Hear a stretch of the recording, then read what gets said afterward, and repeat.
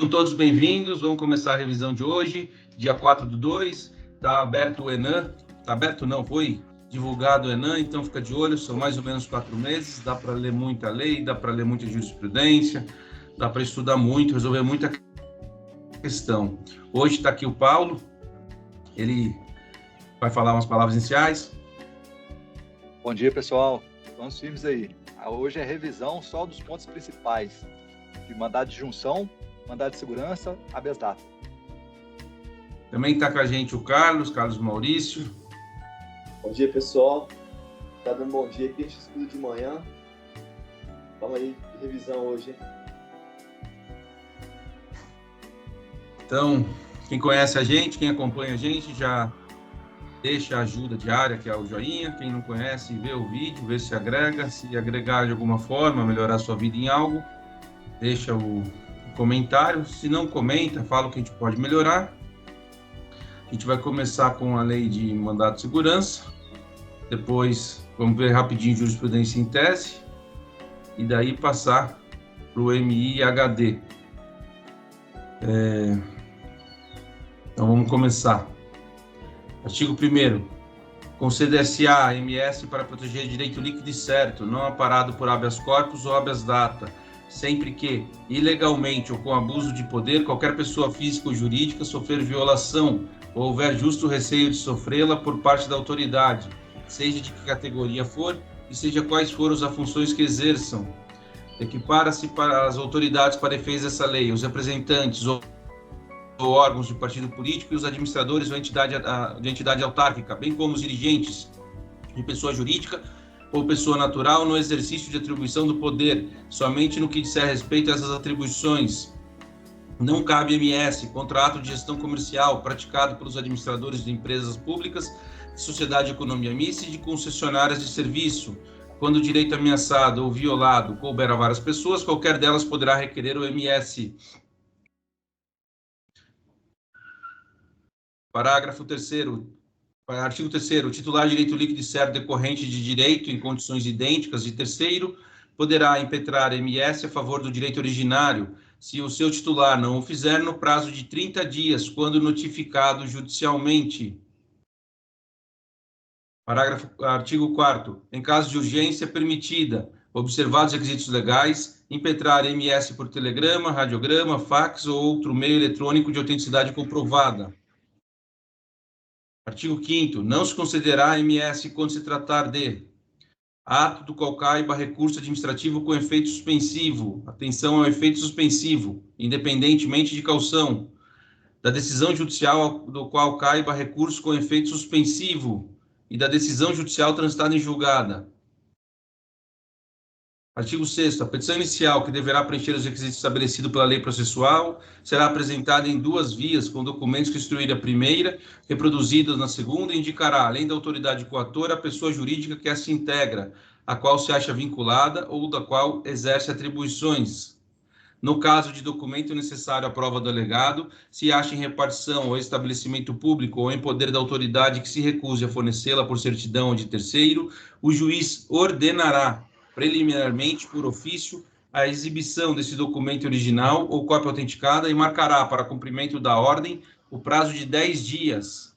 O escrivão extrairá cópia dos documentos para juntá-la à segunda via da petição.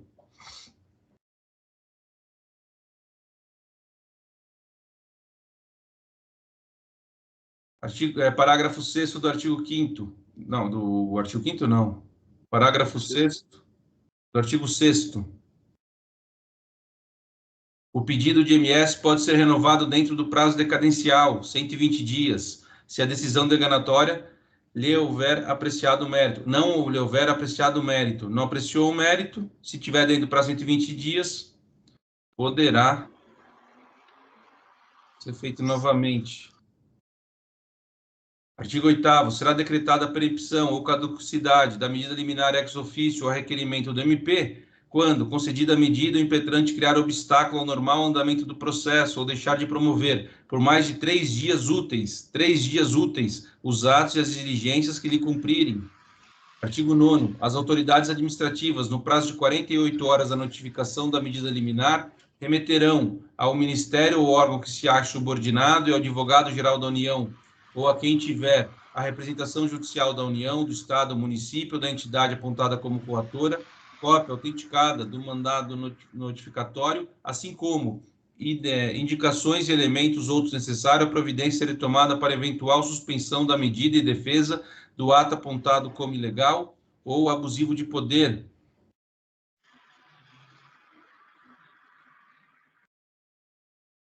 Parágrafo 1º, artigo 10º. Do indeferimento da inicial pelo juiz em primeiro grau, cabe apelação e quando a competência para o julgamento do MS couber originariamente a um dos tribunais, do ato do relator caberá agravo para o órgão competente do tribunal que o integre. Parágrafo 2º. O ingresso do litisconsorte ativo não será admitido após o despacho da petição inicial. Não é admitido mais litisconsorte ativo após o despacho da petição inicial. Isso daqui é para evitar a escolha de juízo. Artigo 12. Fim do prazo a que se refere o inciso 1º do caput do artigo 7 dessa lei, o juiz ouvirá o representante do MP, que opinará dentro do prazo improrrogável de 10 dias, com ou sem parecer do MP. Só ligar aqui rapidinho. Com ou sem parecer do MP, o juiz transmitirá em ofício, por intermédio do oficial de justiça ou pelo correio, mediante correspondência com ou sem parecer do MP, os autos serão concluídos ao juiz para a decisão da qual deverá ser necessariamente proferida em 30 dias. Concedido o MS, o juiz transmitirá em ofício, por intermédio do oficial de justiça ou pelo correio, mediante correspondência com aviso de recebimento, o inteiro teor da sentença, a autoridade coatora e a pessoa jurídica interessada. Artigo 14. Da sentença, denegando ou concedendo o MS, cabe apelação.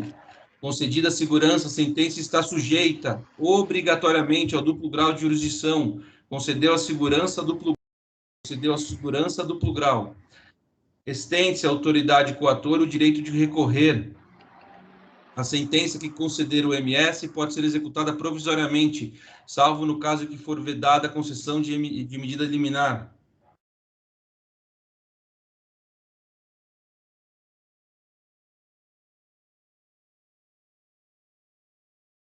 Artigo 16. No caso de competência originária dos tribunais, caberá ao relator a instrução do processo, sendo assegurada a defesa oral na sessão de julgamento do mérito ou do pedido liminar. Parágrafo único. Da decisão do relator que conceder ou negar a medida liminar, cabe agravo ao órgão competente do tribunal.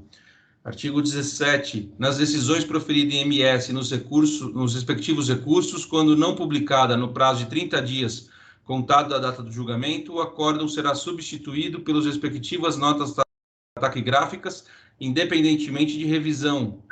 Artigo 18. Você podia mudar o layout aí da nossa aula, naquela que a gente aparece menor, porque o quadro que está sendo, que você está compartilhando, ele ficou pequeno. E naquela que a gente fica na vertical, ele fica maior na tela, entendeu? Tem como você mudar o layout aí nos 3 pontinhos. Eu não compartilhei a lei? Não, você compartilhou, mas é porque você está compartilhando um quadro. Quadro maior, a gente está maior no quadro. E a ideia aqui é mostrar mais a leitura da lei. É porque tem um layout aí no Skype, você consegue mudar esse layout. Você deve ter mudado o layout aí no seu computador hoje, por isso que ele está diferente aí. Não, a diferença é que antes eu mostrava o Word, agora eu estou mostrando a página direto. Qual que é o layout, Carlos? Como que eu faço? A gente tá nós 4 aqui no vídeo, ó. Nosso layout ontem estava aquele que a gente fica na vertical, olha aí, ó. Você clica nos 3 pontinhos aí, ó. Tem a opção aí de alterar modo de exibição. Para mim tá normal aqui, viu, Maurício? Não Tá sei normal? não sei se é pelo seu jeito aí, mas para mim tá normal. Nós estamos aqui desse jeito aí, vertical, com Para mim não aparece. Aqui você parou de compartilhar, Marcelo? Não. Não, tô compartilhando lá. Ah, que estranho, porque ontem estava normal isso aqui. Ah, tá. Agora sim, aqui é modo de exibição de conteúdo. É o meu que estava aqui, desculpa aí. É o meu que estava assim. Imagina. Qual era o artigo que eu estava lendo? Você leu o 17 e... Então eu vou ler de novo o 17. Artigo 17. Nas decisões proferidas em MS nos respectivos recursos, quando não publicado, no prazo de 30 dias, contado da data do julgamento, o acórdão será substituído pelas respectivas notas taquigráficas, independentemente de revisão. Artigo 18. Da decisão em MS proferida em única instância pelo tribunal, cabe recurso especial e extraordinário, nos casos legalmente previsto, e ordinário, quando a ordem foi denegada. Então, a segurança proferida em única instância pelo tribunal, quando for denegado o MS, é recurso ordinário. Isso é importante. Esse artigo 18 aí, só um comentário, ele é um artigo que sempre cai em prova. Porque eles falam lá, dão uma questão na prova lá, falando que a ordem foi denegada. Porque como no início aqui do artigo 18 fala que das decisões de mandado de segurança proferidas em única instância pelos tribunais, única, cabe recurso especial e extraordinário, nos casos legalmente previstos. E recurso ordinário, quando a ordem for denegada. Então, tem que tomar cuidado na prova, porque se a ordem foi denegada, cabe recurso ordinário. Então, é o que eles mais cobram, esse final aí, ó. Esse infine aí do artigo aí, ó. Recurso ordinário quando a ordem for denegada. É o que é mais cobrado em prova, é esse. É o finalzinho desse artigo. 19. A sentença ou acordo que denegar o MS sem decidir em mérito não impedirá que o requerente, por ação própria, pleiteie o seu direito e os respectivos efeitos patrimoniais. 20. O processo de MS e o respectivo recurso terão prioridade sobre todos os atos judiciais, salvo habeas corpus. Parágrafo 2º. O prazo para a conclusão dos autos não pode exceder de 5 dias. Artigo 21. O MS coletivo pode ser impetrado por partido político com representação no Congresso Nacional, na defesa de seus interesses legítimos relativos a seus integrantes, ou finalidade partidária, ou por organização sindical, entidade de classe ou associação legalmente constituída e em funcionamento há pelo menos 1 ano, em defesa de direito líquido e certo da totalidade ou de parte de seus membros associados, na forma de seu estatuto e desde que pertinente à sua finalidade, dispensada para tanto autorização especial.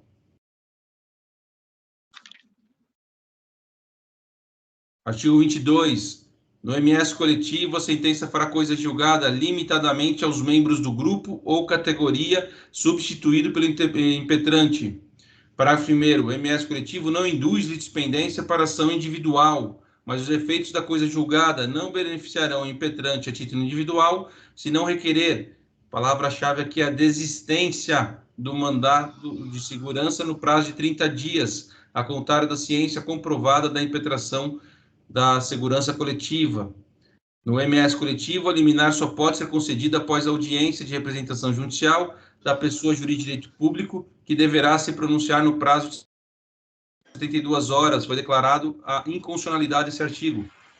Artigo 23. Só lembrar aí, Marcelo, que o artigo 22, mandado de segurança coletiva, a sentença fará coisa julgada limitadamente a membros do grupo ou categoria substituído pelo impetrante. Se eu não me engano, esse 22 não pode, erga omnes a decisão, não é, Paulo? Você lembra?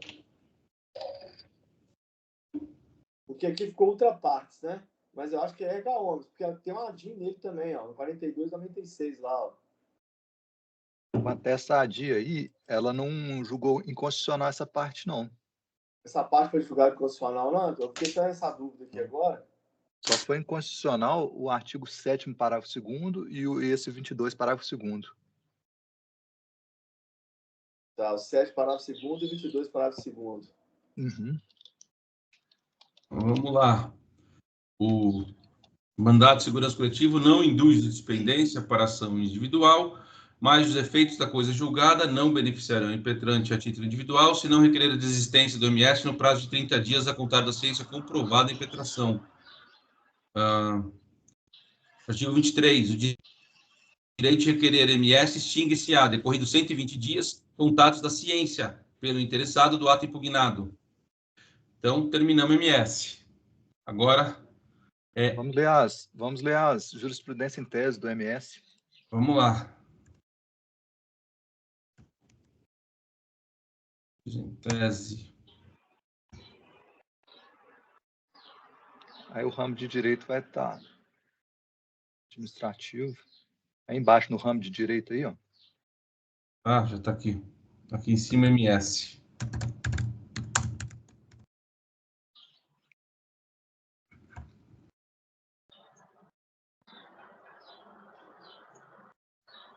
Então, 43, 85 e 91.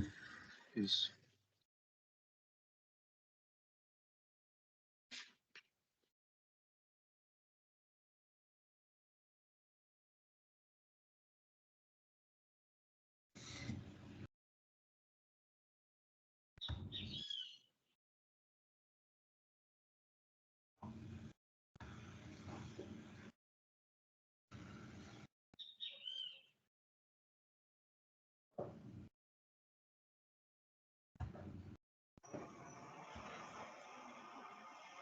Estou no 43, está correto? Agora está na 91. 91? Vamos começar pela 91? Pode ser. Vamos lá. Jurisprudência em tese, MS3. Entendimento for extraído de julgados publicado até 15/9 de 2017. 1. Os atos do presidente do tribunal que disponham sobre processamento e pagamento de precatório não têm caráter jurisdicional e, por isso, podem ser combatidos pela via mandamental. Então, os atos do presidente do tribunal pode ser sobre processamento e pagamento de precatório, pode haver MS. 2. É incabível MS para conferir efeito suspensivo em agravo de execução interposto pelo MP. É incabível. 3. O MS não pode ser utilizado como meio para se buscar a solução de efeitos patrimoniais pretéritos, uma vez que não se presta a substituir a ação de cobrança, nos termos da súmula 269 e 271 do Supremo Tribunal Federal. Só para relembrar aí que essa 3 aí tem caído constantemente em prova. Eles dão uma questão falando que a parte lá pode cobrar o direito dela de receber o que não foi pago pela administração pública com efeitos retroativos antes da impetração do MS. Não pode. Não pode, porque senão descaracteriza o mandado de segurança como uma ação de cobrança. É o que essa jurisprudência em tese está falando. Vamos lá. O MS não pode ser utilizado como meio para se buscar a produção de efeito patrimoniais pretérito, uma vez que não se presta a substituir a ação de cobrança, no termos das súmulas 269 e 271 do STF. Não configura ação de cobrança a impetração do MS visando a desconstituir o ato administrativo que negue conversão em pecúnia de férias não gozada, afastando-se a restrição prevista na súmula 269 e 271. Então, não configura ação de cobrança a impetração de MS, desconstituindo o ato negativo que nega a conversão em pecúnia de férias não gozada. Quinto, o MS é meio processual adequado para controle do cumprimento das portarias de concessão de anistia política, afastando a restrição da súmula 269 e 271 do STF. 6. O termo inicial do prazo de decadência para impetração do MS contra a aplicação de penalidade disciplinar é a data da publicação do respectivo ato no Diário Oficial. 7. O termo inicial do prazo decadencial para impetração do MS contra ato que fixe ou altere sistema remuneratório. Eita, caramba. 7. O termo inicial do prazo decadencial para impetração de ação mandamental contra ato que fixe ou altere sistema remuneratório ou suprime vantagem pecuniária do servidor público e não se renova mensalmente, inicia-se com a ciência do ato impugnado. 8.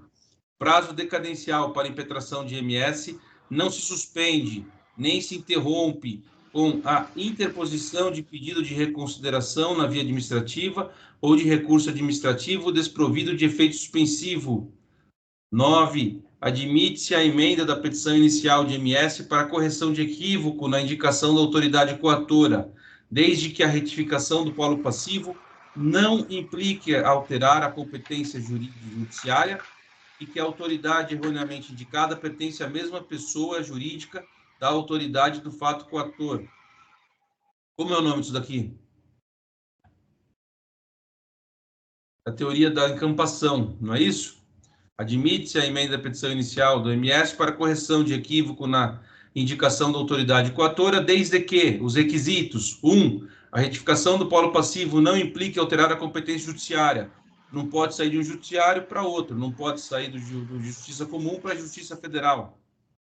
2. Que a autoridade erroneamente indicada pertence à mesma pessoa jurídica da autoridade coatora. 10º, o ministro de Estado de Planejamento, Orçamento e Gestão possui legitimidade para figurar no polo passivo de ação mandamental impetrada com o intuito de ensejar a nomeação de cargo relativo ao quadro de pessoal do Banco Central do Brasil. 11. As autarquias possuem autonomia administrativa, financeira e personalidade jurídica própria, distinta da entidade política a qual estão vinculadas, razão pela qual seus dirigentes têm legitimidade passiva para figurar como autoridade coatora em ação mandamental. 12. A ação de IMS não se admite condenação em honorários. Ação de IMS não se admite condenação em honorários advocatícios. Súmula 105. 13.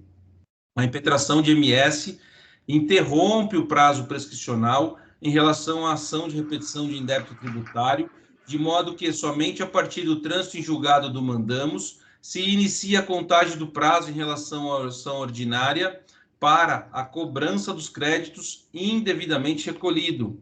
14. A impetração de IMS interrompe a fluência do prazo prescricional no tocante à ação ordinária, o qual somente tornará a correr após o trânsito em julgado da decisão. Vamos para outra jurisprudência em tese.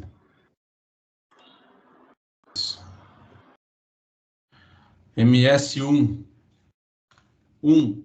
A indicação equivocada da autoridade coatora não implica ilegitimidade passiva no caso em que o equívoco é facilmente perceptível e aquela erroneamente apontada pertence à mesma pessoa jurídica de direito público. 2. Praticado o ato por autoridade no exercício da competência delegada, contra ela cabe IMS ou medida judicial. Súmula 510 STF. 3. A teoria da encampação tem aplicabilidade nas hipóteses em que, atendidos os seguintes pressupostos: 1. Subordinação hierárquica entre a autoridade efetivamente coatora e apontada na petição inicial. Discussão do mérito nas informações e ausência da modificação da competência. 4. O governador do Estado é parte ilegítima para figurar como autoridade coatora em IMS, a qual se impugna a elaboração, aplicação, anulação ou correção de teste ou questões de concurso público, cabendo à banca examinadora, executora direto da ilegalidade atacada, a figurar no polo passivo da demanda. 5. No MS impetrado pelo Ministério Público com decisão proferida em processo penal, é obrigatória a citação do réu como litisconsórcio passivo. 6. A entidade de classe tem legitimidade para o MS, ainda quando a pretensão vinculada interessa apenas a uma parte da respectiva categoria, é a súmula 630 do STF. 7. A impetração de MS coletivo por entidade de classe em favor dos associados independe da autorização desses. Então, volta. A impetração do MS coletivo por entidade de classe em favor dos associados independe da autorização desses. Súmula 629 do STF. 8. A impetração de segurança por terceiro contra ato judicial não se condiciona à interposição de recurso. 9. A interpretação de segurança por terceiro nos moldes da súmula 202 do STJ fica afastada na hipótese em que o impetrante teve ciência da decisão que lhe prejudicou e não utilizou o recurso cabível. 10. O termo inicial do prazo cadencial para impetração do MS na hipótese de exclusão de candidato de concurso público é o ato administrativo de efeitos concretos e não a publicação do edital, ainda que a causa de pedir envolva questionamento do critério do edital. Isso daqui é bem importante. O termo inicial do prazo prescricional para impetração do MS na hipótese de exclusão de candidato de concurso público é o ato administrativo de efeitos concretos e não a publicação do edital. 11. O prazo decadencial para impetração de MS contra ato omissivo da administração renova-se mês a mês por envolver obrigação de trato sucessivo. Isso também é bem importante. O prazo decadencial para impetração de MS contra ato omissivo da administração renova-se mês a mês. 12. Compete à turma recursal processar e julgar o MS contra ato de juizado especial, súmula 376 STJ. 13. O Superior Tribunal de Justiça não tem competência para processar e julgar originalmente MS contra atos de outros tribunais ou dos respectivos órgãos, súmula 41 STJ. 14. Admite a impetração do MS perante os tribunais de justiça para o exercício de controle de competência dos juizados especiais. 15. O Superior Tribunal de Justiça é incompetente para processar e julgar originalmente MS contra ato de órgão colegiado presidido por ministro de Estado, súmula número 177. Agora a gente vai para o último jurisprudência em tese. Parar de compartilhar aqui, porque senão ele dá tilt, né? Chat.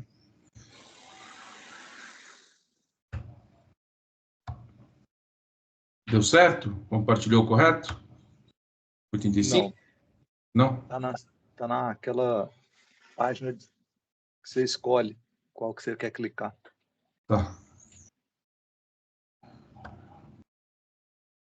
Pronto, agora foi. Agora tá. Então vamos lá. Aumentar um pouco também o zoom.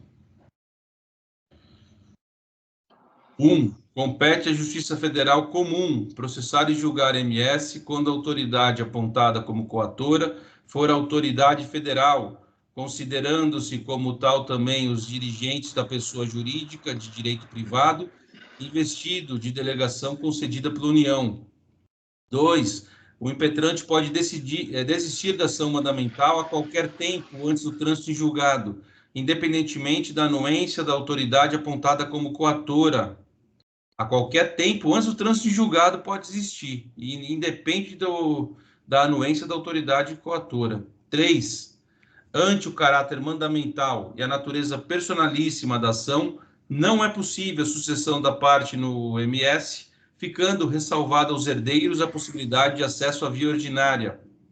4. O prazo decadencial para impetração do MS tem início com ciência inequívoca do ato lesivo pelo interessado. 5. A verificação da existência de direito líquido e certo em sede de MS não tem sido admitida em recurso especial, pois é exigido o reexame de matéria fático probatório que é vedado em razão da súmula número 7. 6. A ação mandamental não constitui via adequada para o reexame de provas produzidas em PAD. Não, porque está com uma interrogação. Acho que eles erraram aqui, né?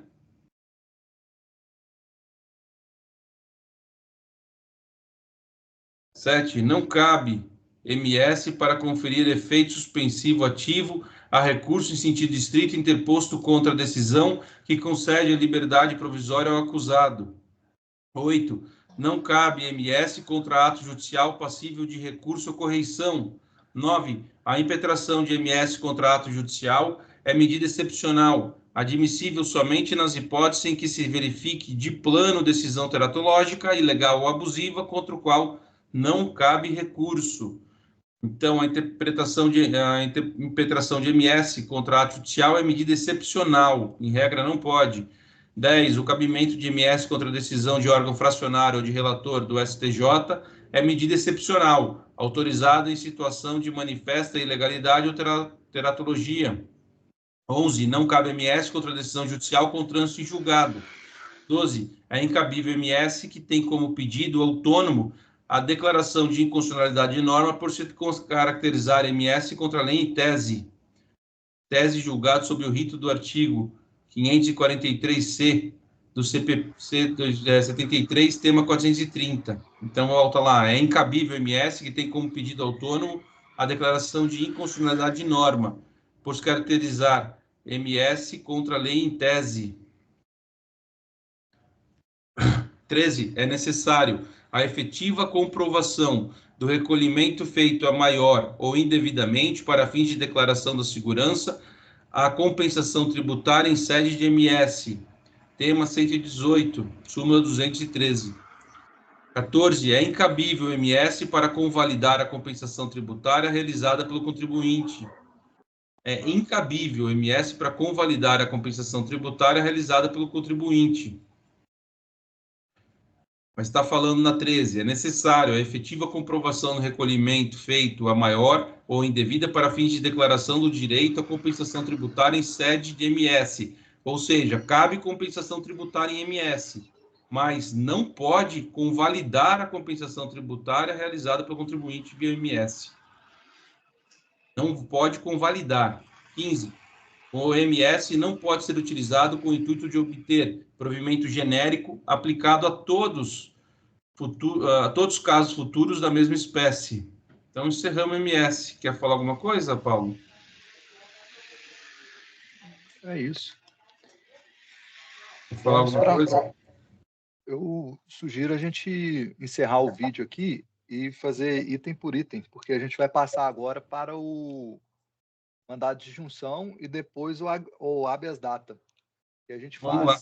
Mandado de junção.